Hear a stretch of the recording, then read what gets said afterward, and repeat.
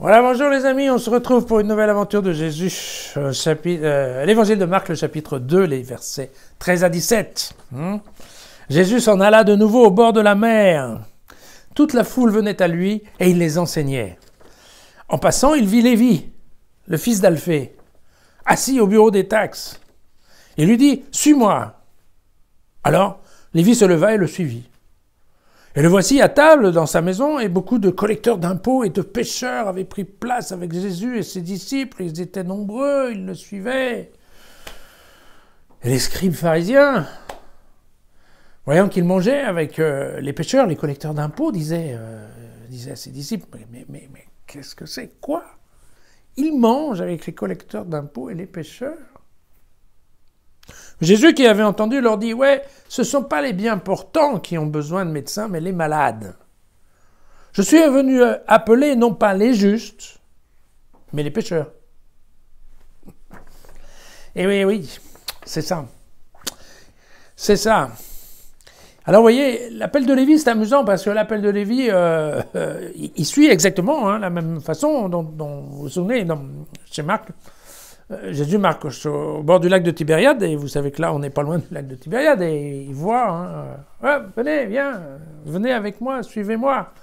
Et on se souvient, les disciples laissent tout tomber, leur filet, la barque, le papa, et tout le monde suit Jésus sans discuter. Et là, vous voyez, alors, il a fait les 4 premiers disciples, et puis aujourd'hui, il vient chercher Lévi. Et là, c'est exactement la même méthode, ça marche exactement de la même façon. La seule différence, c'est que Lévi, il est pêcheur.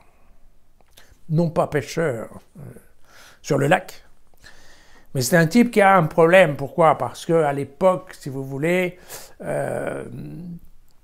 on aimait bien prendre des impôts. On prélevait des impôts, on prélevait des taxes sur tout ce qui bouge, tout ce qui passe une frontière, tout ce qui se vend, tout ce qui s'achète. Ouais. À l'époque, je peux vous garantir qu'ils étaient aussi bons que les énarques du ministère du Budget.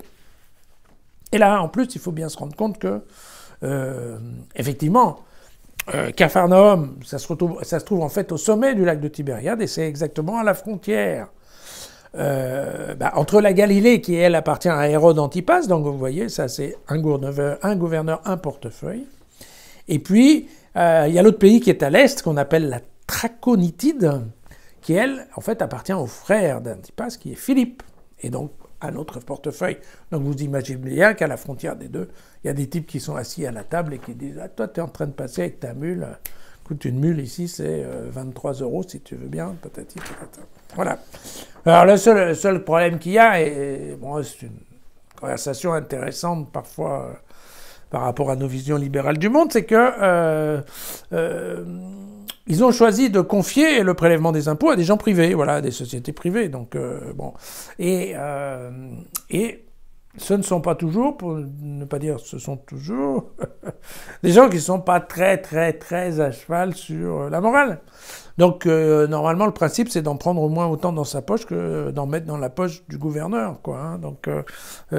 Donc après, on s'arrange. T'as pas d'argent, mais si t'as pas d'argent, c'est pas grave, je te fais crédit. Et puis c'est moi qui prends les intérêts. Ou bon, alors comment c'est? Oui, ah bon, t'as pas de quoi payer. Bon, ben alors écoute, on va se débrouiller. Tu me donnes la moitié et puis j'écris pas sur le registre. Enfin, vous voyez, on comprend bien. Aujourd'hui, on appellerait ça de la corruption. Et donc en effet, les collecteurs d'impôts à l'époque, non pas que maintenant d'ailleurs ils aient une image absolument brillante, mais en tout cas à l'époque, ils étaient vraiment considérés comme des gens pourris, il faut quand même bien le dire. Voilà.